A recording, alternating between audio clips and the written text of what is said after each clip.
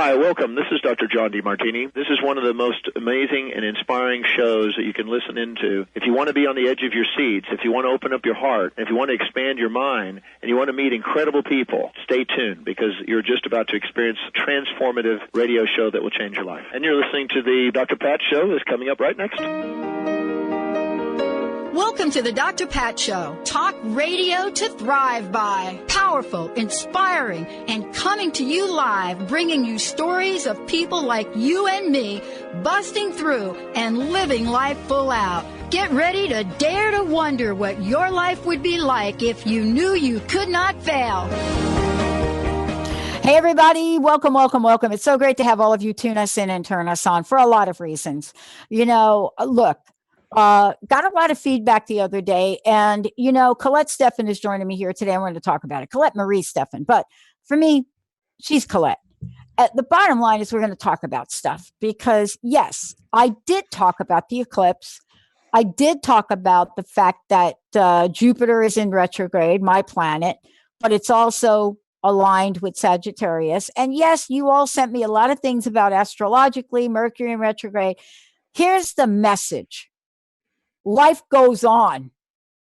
It does. But Colette is going to take us through how life can go on abundantly. Today, I get to talk to my friend, my colleague, about when your physical environment supports you, life is just easier in like a gazillion million ways. But let me tell you a little bit about Colette. Of course, you know her as the host of The Truth is Funny. You also may know much more about her in the energy work that she does, her book, The Truth is Funny. But you also may know her about the phenomenal way that she engages people, whether it's through her workshops, her webinars, or simply her fabulous radio show. What you may not know is that, and she'll give me an update on this, for some time now, she has been working on these amazing, amazing, beautiful energy cards. And she's going to tell you a little bit about them. Actually, I hope a lot about them. And the reason I'm excited about this is because I remember the first time I think I saw the first one. And I grabbed right onto it. And I think maybe, Colette, you had only been doing a couple. Now the deck, and I have the deck at a certain point in time. But today there's a flow of energy we need to talk about. We need to talk about it in a way so that we do not put our energy and argue for our limitations because maybe your ruling planet, like mine, Jupiter, is in retrograde, or our network's ruling planet Mercury is in retrograde. Because here's the deal. People like Colette and me, sometimes we need to slow down. But that doesn't mean we stop. It just means we catch our breath. Colette, it's great to have you. I want to say thank you so much, Pat. It's my pleasure to be on the show, and I just love working with you. It's always fun. And I had a radio show this morning, and it was, basically around the same topic. We just, yesterday we started our solar eclipse. I'm also a Sag. Yes, you are. Poor Linda. But thank goodness for Linda, that triple Virgo that she is, right? Yeah. The good news is she's so close to the cusp. She's got that triple Virgo, but that Libra energy that Jessica has. But here we are, right? And what does that mean to someone like you and me? First of all, this is really our year. And a lot of people don't know that Jupiter has come home to Sagittarius, came home December or November of 18, stays there for a year. Yes. And yeah, the massive energy of it, right? This is available to everybody, right? But when we talk about this, we have to talk about your work, and we have to talk about the quantum field and energy of our lives, don't we? Well, for me, I started this deck, it was 12 years ago. and I have been working on it diligently. At first I thought I phoned my mentor at the time because I had gone for certification so I could take, so that I could become a practitioner and be teaching seminars and with a method. And what happened is when I got that certification, I phoned her and I said, I'm certifiable. That's the good news. The bad news is, I don't think in a good way, because I got a big giant dragon sitting here in my living room. That was the first one. She told me, oh, we're from the Intergalactic Federation of Light, and you are going to paint 64 of us. I had no idea that was because of the 64 tetrahedron grid at the time. I was like, yeah, okay, I hope they're little paintings. Well, they're not. This one back here is a reproduction. I use local talent here in the Okanagan, and he does beautiful, beautiful reproductions of my paintings. And so those are available for purchase. But when I started this deck, I said to my mentor, and she said, well, you're strong to it. We both laughed. And here I am 12 years later. And I think at the time when I first brought them out, I had 25 cards. And I realized I had all these beautiful maestros in the deck, these beautiful dragons, and they're imprinted with crystal energies. They're imprinted with all the energetic shifting I do as I paint them. And I crank the music on and I get in touch with the collective influence and I work on, okay, what's this one for? And so as the deck came about, it turns out there's 28 maestros, and those would be like the shamans of the deck. And I went to Peru and I did ceremony there.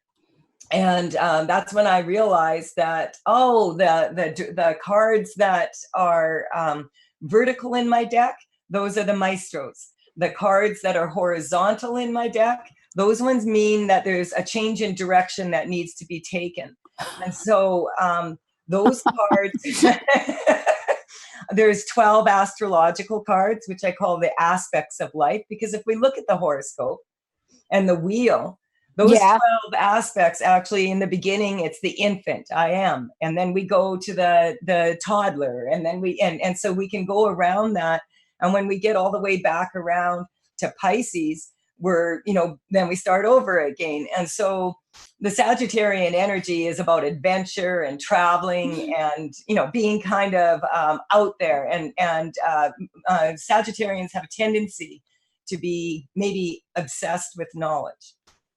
You think, it's like the old adage, or actually, if Linda's your best friend, it's like, hello, are you actually going to do anything with that? Or are you going to stare at it to death? But with this deck, the reason I brought these, they're beautiful paintings, and I love doing them. I've been doing them for 12 years, and the longest one took me 3 years. That was courage. And that's from the solar plexus. And as I said, I'm working on appreciation right now. And it just so happens, now that I have the foundation of my program, I'll just show you. Yes, please. This is one of the first manual from my Call to Dance program. And inside, I've incorporated the cards along with diagrams that people can color in. Wow. And we use these, there's the picture of being caught between a rock and a hard place, between heaven and hell. We can make life heaven or hell anywhere we go. Have you noticed that, Pat? Yeah, no, you think, right? I mean, and not only that, we can create it when we're sleeping. Yes. We don't even have to be. Our subconscious and unconscious mind are constantly on HSN, chit chat. And our conscious mind doesn't necessarily recognize that that's what's going on. So this the energy correcting cards, there's two parts to my Tales from the Vector. Because I've been working on it for 12 years and I brought the first cards out 3 years ago, what I've done now is, every year I bring out another round. And so those cards I've been selling individually. You can get them on Tales from the Vector and check Yeah. them out there, or you can go to the Truth is Funny and also .com and also check them out there. But these cards now, they actually, the energy correcting cards have been out there for 3 years, and I'm getting some very phenomenal results from them. Tell us about that, because I want to hear for people that may be listening, because the audience is growing, across the board. But I want folks to understand what we're talking about, because not everybody has experienced you like I have.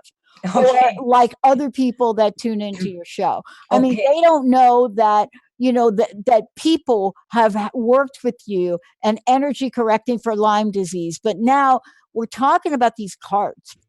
And so what I get is fascinated by them every time I touch them. That's what I found. I don't have your knowledge. At the beginning, I didn't even mention the dragons for about 5 years. Yeah, I remember. I was like, I remember. I've taught seminars back and forth for 10 years now, for a decade or 15 years now. I've given hundreds of free talks. I do that on the Friday night before I have a seminar. My new program is called Call to Dance, because we are all being called right now. And a lot of people are trying to march through life to get to the goal. And I say, let's dance through it. And so I was called 15 years ago into this work. And what I do is I identify and eliminate hidden energetic blocks that prohibit people from accessing their authentic desires. And I love to share information about how I do it. So that's what I've been doing. And I have worked extensively back and forth across Canada with all sorts of practitioners. I've been in Egypt teaching seminars, in Spain. I've been in Germany, England. So, and now I'm back in Kelowna here, and we happen to have a dragon here, Ogopogo, right here in Kelowna. And she was just seen out at Skaha Lake. There's a video on the news that they have, but there's always is she really out there or not? She's the water dragon out here. Right. Ogopogo. And so, but I call her synchronicity, because what I found after traveling all around the world is that I wanted to live in Kelowna. And so that's great place. It's one of the most beautiful places in the world. I know. Yeah. I just love it here. And like, there's lakes and they're clean, and, it's just so Canadian. Okay. So we would say it's so Pacific Northwest. Yeah. But I think what you're talking about too is, and let's talk about this for a minute, because when you first talked with me about it, before you talked with the world about the cards, there was something about them that could not be explained. So there are two parts to this that people may not know. We're talking about the cards, and now we're talking about integrating the cards and the corrected value of the cards. But I don't know that people know that, like behind you, like right behind your head, that is a painting. Yes. Okay. And the painting is painted in a certain way. Yes. This painting was the second one. This is sexuality. Yep. All the women love him. We go to the holistic fair, and they'll say, whoa, we really like that one. The men like him too. Yeah, no kidding. He's from, what I did is I wrote my book. I'm just going to show you the Truth is Funny. So this is I think it was published about 4 years ago now. It's been out there now for around that time. And I found out a long time ago, when I was doing ads for my seminars and that, or my business cards, you can imprint things with your energy. And so that's why these dragon cards work, is because they're not just about Feng Shui. They actually say they are a quantum arrangement. Yes. Because it's not just about Feng Shui. For people who are interested in Feng Shui or who know about it, these cards they come from the center of your home. And so when we talk about our physical environment, what I mean by that is the home you live in, the country you live in, the city you live in, all of these, where you go to work, your vehicle, all of these have an ability to strengthen our physical intelligence, which allows us to be in homeostasis in our body. Homeostasis is a state of perfection in the body. And if we get out of our own way, our body knows exactly what to do to heal. Right. And most weaknesses, well, 99.99% of physical pain in the body is actually at a deeper level, at root cause, rarely ever physical, like almost never. And so a lot of the issues that come up is emotional or psychological, mental. It can be a spiritual issue, a soul issue. So the cards just speed this up for me. What I found is that if I imprinted my cards with the energy, and my intention was my business card, put it on the fridge, and as you walk by, it'll energetically remind you to shift yourself so that whatever's bothering you in that moment is gone. And the problem with so many people's homes, well, for one thing, a lot of them are busy driving back and forth to work so that they can have a home that they barely That's right, exactly. That's right. That's exactly right. Who came up with that crazy idea? Yeah. Like, so, all these people doing this. And then when you walk into your home, you don't realize it. You know that gift that someone gave you and you love the person, but you really don't like it, but you keep it. Every time totally understand exactly what you're talking about. Yes. Every time you walk by that, what happens is your energy drops. Every single time. It's like for some people too, the procrastination people, for decluttering. Quite often procrastination. Yeah. Let's just be clear about procrastination, because I got a text message from somebody about this the other day. Any of these planets that go into retrograde, that has nothing to do with having that as an excuse to procrastinate. I just want to clear that up. And by the way, we're going to do some clearing right now. 1-800-930-2819. Yeah, retrograde procrastination. No, that's not it. 1-800-930-2819. Let's get the stuff cleared out now. And I hope we're going to do some cards. Okay, so let me ask you about this. I'm going to use a specific thing to get some help. Mm-hmm. So I'm playing table tennis, and I'm back into, taking great care of myself, all of that. And I love to play. It's really mental for me, right? Like paddling. Mm-hmm. Paddling is like a mental thing, isn't it? Well, see, what people don't understand is a lot of people want to meditate, sit and meditate. For me, I'm not saying that that's going inward is always a good thing. I just like to do it really, really quick, like in a second. Yeah. So if I'm out on the lake and I'm on a paddle board and I'm like out there enjoying and moving my body, I am at my most powerful then, because the universe likes to see action. I'm doing something that I absolutely love to do.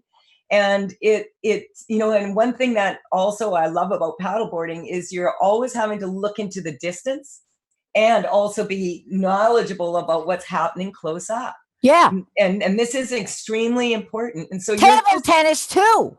Well, your reflexes have to be really, really fast. And with table tennis, I mean, you just won. We were joking about this, but I want to see your trophy because you didn't really show it to me. I want to take a look here. There's my trophy. Oh, look at that. I love it. Isn't that awesome? And it brings joy because this is something that you love to do. See, for me, you know what somebody said to me? They said, "Oh, did you win that for your age group?" What? I know. How insulting. Well, no, I understand. I understand why. But I said, well, no, it's just the group that I'm rated in. And I said, but there are tournaments that you can enter for your age group. As a matter of fact, I also have a gold medal for my age group in the state of Washington. But what you're talking about is so important, because we don't know that when we're participating in what you're doing, what I'm doing, everything else fades away. And I want to help people the answer today. for that is Fades away. Yeah. What I teach people is how, we have we are like a computer, and this computer is binary. It only has two choices. You're either in alignment or you're out of alignment with energy. And so the hard drive is your central nervous system in your spine. And I like to plug into the heart to get to where, because to really attract your authentic desires, I have energetically shifted people and all sorts of things. Yeah. I was talking on my show this morning, like, it's really interesting because the problem is quite often that the subconscious mind, which is formed by the time we're 7, that mind is what we usually fall back on when we get triggered or we're under stress. And that's really just our parents, grandparents, teachers, our cultural experiences, and up to the age of 7. So when people tend to get upset, let's say they get in an argument with their spouse, they'll go back to how it was when they were little and their parents argued. Just doing exactly. There's a card I have in the deck here. I don't know. You're going to hold it up. And for those of you out there, we are clearing energy right now. Absolutely. 1-800-930-2819. Say hi to Benny. 1-800-930-2819. Or go to transformationtalkradio.com. For those of you that are like, I cannot call in, Pat. Type your question, your comment there. What do you need to clear out? But what do you want the flow of energy to support? So let's see the card. Okay, so I couldn't find that one, but I found this is the what card. What one popped up though? What's the one that popped up? This is otherworldly desires. This is the favorite card. This is the orgasm card. I love that card. So people put this in their lingerie drawers, along with Mr. Sexuality here. And wow, usually it has worked for many, many people. I have a chapter in my book here, which is called "Hard Men Are Good to Find." I know. Oh, jeez. Oh my God. Oh, no. Oh my God. Oh, listen, here's the deal. I want to get some answers, and I want to show people how this works. So here's the story. I didn't know I was going to tell you this. You ready? Mm-hmm. Okay. So, here I am going on my way. And honestly, the healing journey I've been on, and I'm like way okay. Right. Mm-hmm. All of a sudden, my right knee blows up to the size of a soccer ball. Totally soccer ball. And so I go into my doctor and I say to my doctor, okay, look at this knee. And let's just cut to the short version. Of course, they drain out 2 giant vials of fluid, send it out for testing. And, I'm the kind of person that you better be able to explain to me the numbers on the test. Mm-hmm. And everything's got to match. But they don't really have an answer. Their answer is, oh, it looks good. There's nothing going on in there. I'm like, well, wait a minute. There's something wrong between this test and my last blood work. So, and I find myself that I have to explain this to the doctors. But here I am. It's not. But here I am, metaphorically, playing a sport that requires my knees to be in good shape. And I've got minimally 4 vials of fluid in there, and they take out 2. Mm-hmm. Ridiculous. But let's talk about that, because I want to get to the point where you said certain parts of the body represent certain things. So let's talk about that. So because this is what this is today, about this quantum energy, and it's about the environment. It's about much more too. Totally. Like, if people really understood the slightest thing, like the scent of perfume of someone that reminds you, say, of a school teacher that was mean to you when you were in kindergarten, someone that looks like someone, and also a lot of people, like, say, that are hoarders, they'll have a tendency to be that way because of the ancestors' experiences, or you may have had some spiritual experiences in other lifetimes that, if you believe in reincarnation, whether you do or you don't, it doesn't really matter. There's enough people on the planet that believe in it that it has an effect on all of us. That's correct. Yes. And so, because every single thought we have is, as soon as people get so upset, oh, I don't want people to steal my information or whatever. And it's and it's like, as soon as you have a thought, that thought becomes the property of the universe, of the multiverse. So someone like you who blows up your knee, which knee was it? My right knee. But you know what happened simultaneously? We found out somebody took a picture of mine and created a Facebook account as me. Oh. And Jessica, all in the same time frame. Now, I didn't know any of that. Jessica's like figuring it out. Okay, so your knees are about support. Okay. It's about your ability to support yourself. There you go. And your knees are like from about the age of, like, from the knee down to the, like, at the ankles. If you have a weakness in your ankles, quite often that comes from a lack of support from it can be on a physical and non-physical level from your parents. And we have to understand, our parents, we most likely have karma with. Oh, that's so my story. No, I'm not kidding. I mean, remember, I got kicked out at 17. I mean, support, and there's a lot of reasons behind it for me.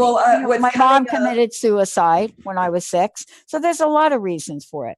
What's coming up is exactly what you just said. And how old were you when your knee went? The first knee accident I had? Yeah. Or this. The first time I had, so like this is a lifelong athletic issue with the knee. Just to be clear with you. It actually is not an athletic issue. But I mean, it shows up like that. On an energetic level, it shows up that way. Yeah. It's a fitness issue. Okay. And it's coming from the back to the front of the knee. So that's right. Yes. You nailed it. Yeah. How do I know that? Because all of a sudden now I've got a Baker's cyst in the back of my knee. And I'm like, a what? Oh, that's pure anger. A Baker's cyst? Yeah. And I'm like, take it out. Okay, so we're just going to take it out. Let's get it to shrink. Yeah, let's get that to shrink now. We get in touch with that right now. All right, let's do it. Anytime there's a cyst or a sore, you can listen to the languaging of the person.